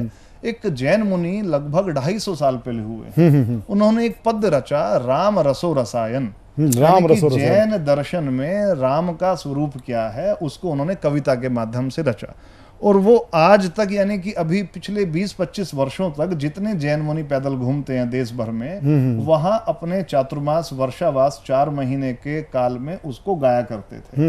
अब क्योंकि उसके गाने वाले इसलिए नहीं हैं कि उसके अंदर पद्य का, काव्य का, कविता का हर रस है। यानी कि जिस समय रावण का आगमन उसके अंदर दिखाया गया तो रौद्र रूप धारण करना है उस कविता को पढ़ने वाले। जिस समय सीता और राम के विषाद का रूप स्वरूप जारी करना है, उस समय उस राम रसो रसायन महाकाव्य के को गाने वाले को करुण रस अपने चेहरे पर, अपने भाव में लाना होगा। तो वो एक ऐसी अद्भुत रचना है उस, क्योंकि मैंने खुद सुना है जैन मुनियों के प्रवचनों में उस कविता को, उस रचना को, उस खंड काव्य को, उस पद्य रचना को, तो उसने सैकड़ों वर्षों तक लोगों को प्रभावित किया। और जैसे क्षेत्रीय कलाएं हैं, क्षेत्रीय हमारे सांग है, जैसे हमारी और सारी लोक कलाएं हैं, हमारे आहला उदल गाने वाले जो और लोग हैं गाँव के अंदर, हम लोग उनको बचाने के प्रयास में हैं। और मुझे लगता है कि कवि और कविता एक ऐसा माध्यम है जो पूरे देश को, पूरे समाज को प्रभावित करता है। और इतिहास के इन अनसुलझे रहस्यों पे जिस पे हम लोग काम कर रहे हैं, अगर हमारा कवि और कवि समाज, पूरा कवि कुल इस काम को लेकर के आगे बढ़े तो वो जरूर पूरे देश को। मैं अमित जी बीच अभी मैं आपसे समाप्त नहीं करना चाहता, मैं एक चीज़ और जानना चाह रहा हूँ, क्योंकि जिज्ञासा है आप, क्योंकि आप बहुत मुश्किल से पकड़ में आए हैं। जी जी। एक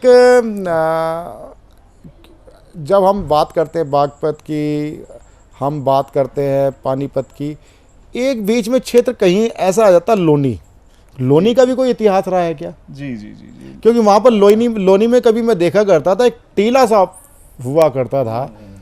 देखिए, आपने इतिहास के उस बहुत महत्वपूर्ण पृष्ठ को छू लिया है। आपने लोनी की बात करी तो लवणपुर उसका पहले एक नाम आता है। और क्योंकि ये क्षेत्र, क्योंकि हम जाते थे ना, कई बार जाते थे कांदला जाया करते थे, तो एक टीला सा नजर आया करता था। जी जी। और टीले पे थोड़ी सी बसावट। जो रावण है, रावण बिसरख के थे। अच्छा अच्छा। नोएडा में बिसरख एक गांव है, वहां पे रावण वहां के रहने वाले थे, वहां उनका जन्म हुआ। और आज भी बिसरख गांव में रावण का पुतला दहन नहीं होता, उनकी पूजा होती है। तो आप अपने पश्चिमी उत्तर प्रदेश के महत्वपूर्ण स्थलों की जो जिक्र कर रहे हैं, क्योंकि रामायण के भी बहुत सारे प्रमाण इधर मौजूद हैं। बागपत में ही एक वाल्मीकि आश्रम है, बालिनी टीला, बालिनी गांव है, वहां पर रामायण के प्रमाण मौजूद हैं। और माता सीता वहां रही, लव कुश का जन्म हुआ, उन्हीं के बीच में ये लोनी है।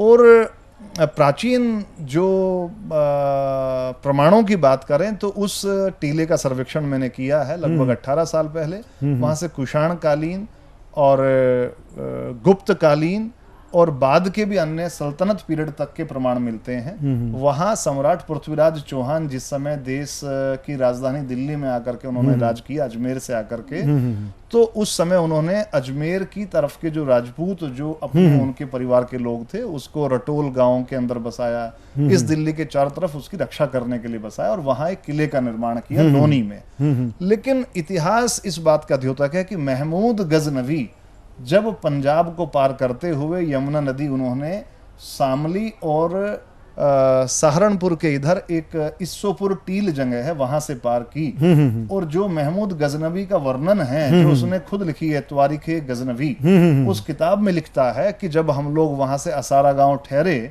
और असारा से इतने मील चल करके लोनी पहुंचे, तो पिछले पूरे के पूरे पंजाब से उन्होंने तकरीबन 1 लाख हिंदुस्तानियों को कैद करके रखा था, जिसमें महिलाएं थी, जिसमें पुरुष कामगार थे जो कि लकड़ी का काम करते थे, मकान बनाने का काम करते थे। जो जिस विधा का आदमी था उसको वहां से उन्होंने पकड़ा और 1 लाख लोगों को कैद किया और लोनी तक लेके आए। लेकिन उनकी हालत वहां खस्ता इसलिए थी कि उनका रसद का सामान खत्म हो गया था। उन्होंने वहां जब अपना कैंप किया, उस टीले के ऊपर जो एक राजपूत जो उसका सेना नायक था, उसने उनको जब अंदर घुसने नहीं दिया तो लंबे समय तक उनकी जो रसद थी खत्म हुई। तो उनके जो सिपह सालार थे, उसके अंदर कुछ मौलवी थे, उन्होंने कहा कि ये जो लोग हैं, ये जो काफिर हैं, इनकी छटनी कीजिए, इसमें जो महिलाएं हैं जो कि हमारे परिवारों को चला पाएंगी उनको रखिए, बाकी आप इसके अंदर जितने भी ये और लोग हैं उनका कत्ल कीजिए। तो उन्होंने कहा कि हमारे पास सेना नहीं है, 1 लाख लोग हैं, कत्ल कैसे करेंगे? यूं कहने लगे आप नारा बुलंद कीजिए इस्लाम का और सारी की सारी फौज को इकट्ठा करके कहिए कि इनका कत्लेआम कीजिए। जितने ज्यादा काफिरों को मारा जाएगा उतना उनको बड़ा इनाम ओहदा दिया जाएगा। क्योंकि लोनी की बात करके आपने मेरे रोंगटे खड़े कर दिए। और जब उन्होंने उनका कत्लेआम किया तो उन्होंने उसकी डेट भी लिखी है, खुद महमूद गजनवी ने। ये बात मैं नहीं कह रहा हूं, ये बात, ये आरोप एज ए इतिहासकार मेरे पर ना लगाया जाए कि भाई अमित राय जैन इस बात को कह रहे हैं। दिल्ली का कत्लेआम पढ़िए, आप किताब है, उसके अंदर एक एक वर्ड महमूद गजनवी की अरेबिक भाषा में लिखी हुई जो किताब है उसका इंग्लिश और हिंदी अनुवाद है, पढ़िए। उन्होंने डेट दी है, 1 लाख लोगों का, हिंदुओं का कत्लेआम लोनी के अंदर हुआ। और जब उन्होंने ऊपर उस किले पर हमला किया तो 24,000 राजपुतानियों ने वहां जोहर किया। उन्होंने अपने पतियों को केसरिया पगड़ी पहना करके नीचे भेज दिया कि आप जाओ मरो। और वहां पर 24,000 जो हिंदू महिलाएं हैं उन्होंने जोहर किया और वहां उन्होंने आग के अंदर कूद करके अपनी जान दी। तो लोनी तो अगर उसका इतिहास खंगाला जाए तो भारत के अंदर जोहर का सबसे बड़ा उदाहरण लोनी है। और हिंदू कत्लेआम जो कि प्रारंभिक तौर पर महमूद गजनवी जो कि आक्रमणकारी था और देश के साथ उसने इस भारत की सरजमी को लूटने में कोई कमी नहीं छोड़ी, उस व्यक्ति का सबसे बड़ा कत्लेआम अगर हुआ तो लोनी में हुआ। जिन टीलों की आप जिक्र कर रहे हैं उन्हीं टीलों के सामने यमुना नदी के किनारे पर हुआ। इसका पूरा वर्णन तारीख के साथ जिक्र किया महमूद गजनवी। मैं तो वही कह रहा हूँ कि अमित जी, जिस प्रकार से आप तो एक हिस्ट्री के विकिपीडिया हैं और आपके पास जितनी, अगर एक विषय ले लूँ शाहदरा का, दिल्ली के शाहदरा का, मैं इस दावे के साथ कह सकता हूँ कि जो मैंने भी किशोर कांत जी के पिताजी ने एक पुस्तक लिखी है शाहदरा अतीत के पन्नों से। तो अगर मैं तो चाहूँगा कि ये एक पूरा, क्योंकि मैं तो अब मैं जितना मैंने आपको जान पाया, मैं जितना आपके नज़दीक गया, मैं अचंभित होता गया कि ये व्यक्ति, हम इतिहास की पुस्तकें पढ़ते हैं, हमने कभी इस व्यक्ति से बातचीत नहीं की। और मैं अभी संयोग से अभी जब मैं आपके बड़ौत आ रहा था तो मैंने अपने मित्र से कहा कि मुझे नहीं उस तरफ से ले चलो। तो मैं जानबूझ करके लोनी से ना जा करके, क्योंकि लोनी से तो मैं कांदला जाया करता था, मैं जानबूझ करके अपना दिल्ली करनाल वाला हाईवे से बीच में से मैं निकला। एक एक चीज़ देखी कि भाई ये जो आपने बताया ना, एक कुरुक्षेत्र, यानी कि पूरा ये कौरवों का जो था, कि मैं समझना चाह रहा था। एक थोड़ा लेट इसलिए भी हो गए थे, तो मैं बड़ा ही मतलब जिज्ञासु था कि भाई लोनी के बारे में। अब मैं आपको चाहूँगा अगले बार जब हम आए, आपसे शहादरा के बारे में हम ज़रूर जानना चाहेंगे। और आप हमारे लिए एक अमूल्य निधि हैं इतिहास के पन्नों को पलटने के लिए। अगर आप पलटना चाहते हैं तो अमित राय जैन के पास आपके आके बैठना पड़ेगा। तो मैं बड़ा ही हार्दिक आभारी हूँ अमित राय जैन जी का कि आप हमारे टीवी शो पे आए और आप आगे भी हमारे टीवी शो पे आते रहेंगे। आपका हार्दिक आभार। धन्यवाद। नमस्कार दोस्तों, मैं अनिल मित्तल, चेयरमैन सतमोला ग्रुप। मैं जैसे आप सब लोग जानते हैं कि 2004 के अंदर मैंने सतमोला कवियों की चौपाल आरंभ करा परवीन आर्य के साथ मिलके। तो हमारा उद्देश्य दोस्तों यही था कि जो आज ये काव्य पाठ है, जो ये बुद्धिजीवी वर्ग जो ये सुंदर काव्य पाठ हम लोग करते हैं, तो वो धीरे धीरे आज के ज़माने में लुप्त ना होता जाए। जो आज मॉडर्नाइजेशन चल रहा है, जितना टीवी पे हम और भी चीज़ें बढ़ती जा रही हैं, तो ये ना हो कि हमारी पुरानी जो ये एक संस्कार थे, पुरानी सभ्यता थी, कविता पाठ था, वो धीरे धीरे ये लुप्त होता जा रहा था। तो इसीलिए हम दोनों ने मिलकर 2004 के अंदर सतमोला की कवियों की चौपाल आरंभ करी, जिसके अंदर हम ऐसा प्लेटफॉर्म देते रहे हैं जिसके अंदर नए से नए कवि जो भी कवि काव्य पाठ है उसमें करना चाहे उसका स्वागत करते हैं। हम लोग उन्हें मौका देते हैं, नए नए कवियों को। और आप लोगों से यही निवेदन है कि जो भी चाहे आप पहली बार काव्य पाठ करते हैं तो आप सतमोला कवियों की चौपाल के प्लेटफॉर्म पर आएँ, आप लोगों का स्वागत है। उसके अंदर आप अपनी मौलिक कविताओं को सुनाएं, उनके अंदर जो भी कमी होगी तो हमारे पुराने जो एक्सपीरियंस कवि हैं वो उनको सुधारेंगे और आपको और इम्प्रूव करने की कोशिश करेंगे। आपसे निवेदन है कि सतमोला कवियों की चौपाल में आएँ और अपना काव्य पाठ करें। सतमोला कवियों की चौपाल में आप सभी मित्र आते रहे हैं 20 वर्ष से। कहाँ से चले थे, किसी शायर ने कहा है वो एक विसंगति देती है, लेकिन यहाँ मैं आपको सकारात्मकता दे रहा हूँ। कहाँ से चले थे हम चले थे 15 अगस्त 2004 से मात्र 4 कवियों से। पहली वरिष्ठ कवित्री थी डॉक्टर सरोजनी प्रीतम, उनका आशीर्वाद आज तक है। और सतमोला कवियों की चौपाल एशदेव संस्थान सतमोला का एक ही प्रयास है, हम संबंध एक दिन का नहीं, 2 दिन का नहीं, अनंत काल का हम चाहते हैं और बनाते हैं। मात्र आप आज टीवी शो पे आए, कल कविता पाठ करके आप भूल गए। आज जो लोग हमारे साथ पहले कभी 20 वर्ष पहले नवांकुर के रूप में थे, आज उनमें से 1000 से ज़्यादा कवि, 15,000 में से 1000 से ज़्यादा कवि आज स्थापित कवि हो चुके हैं। आप आज नवांकुर के रूप में आ रहे हैं, कल आप स्थापित कवि के रूप में आएंगे, ये मेरा पूर्ण विश्वास है। क्योंकि जब हम सतमोला कवियों की चौपाल में आप लोगों का चयन करते हैं तो हम भी आपके अंदर कुछ देख के करते हैं। और हम तो साहित्य के अगर कहो तो हम वो पक्षी हैं, चिड़िया हैं कि जो हम कूड़े में से भी अनाज का दाना चुन लेते हैं। अगर हम बुरा देखने लगेंगे तो बहुत बुरा देखने के लिए बहुत सी चीज़ें हैं, और अच्छा देखने के लिए आपको अपनी नज़र ठीक रखनी पड़ती है, आपकी दृष्टि नज़र ठीक रखनी पड़ती है। तो वो काम सतमोला कवियों की चौपाल के जो चयन करता है वो रखते हैं। आपने देखा भी होगा ऐसी रचनाएं केवल ये हिंदी का कार्यक्रम नहीं है, ये सभी भारतीय भाषाओं का है, चाहे वो अवधि का है। अगर कभी मौका मिला तो हम अमित राय जैन जी को दोबारा बुलाएंगे। जो राधे श्याम रामायण मेरठ क्षेत्र में, पूरा क्षेत्र में होती है, वो कोरवी शैली में।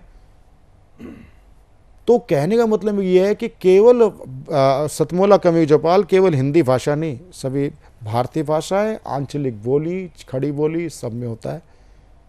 यदि आप हमारे कार्यक्रम को देखते देखते या कवि सम्मेलनों को सुनते सुनते और ख़ासकर हमारे कार्यक्रम को देखते हुए अगर आपके मन के अंदर भी भाव आते हैं, आप जिसको बोलते हैं तुकांत या काफियों से आप प्रारंभ करते हैं। कविता का प्रारंभ काफियों से होता है, तुकांत से होता है, किंतु आप एक साहित्य की एक विधा को बोल रहे हैं, वह है टिप्पणी। अगर आप कविता को सुन सुन करके कोई आपके मन में टिप्पणी भी आती है तो आप व्हाट्सएप के द्वारा आप हमें भेज सकते हैं, आप अपनी राय भेज सकते हैं। यदि आप सतमोला कवियों की चौपाल में लंबे समय तक जुड़ना चाहते हैं, 5 वर्ष की न्यूनतम हमारी सदस्यता होती है, उससे जुड़ना चाहते हैं, तो आप टीवी स्क्रॉल पर चल रहे नंबर 9711182183 से आप जुड़ें। हमारी टीम आपसे संपर्क करेगी, तुरंत आपकी जिज्ञासाओं को शांत करेगी और आप इस टीवी से उसे नहीं जुड़ते, एक आप अपने बृहद परिवार से जुड़ते हैं और आप निरंतर 5 वर्ष में 10 बार आप काव्य पाठ करते हैं। ये हम आपको प्रामाणिकता के साथ आपको हम आमंत्रण दे रहे हैं। तो सतमोला कवि की चौपाल से जुड़ें, आप हमारे कार्यक्रम का हिस्सा बने, इस परिवार का हिस्सा बने। मिलते हैं अगले रविवार सतमोला कवि की चौपाल में श्रेष्ठ और ज्येष्ठ कवियों के साथ। नमस्कार। सीएम साहब, हमारे 30 विधायक अपोजिशन पार्टी में चले गए, अब आप सीएम नहीं रहे। सतमोला। तो अब नया सीएम कौन बन रहा है? चल सतमोला खाओ, कुछ भी पचाओ।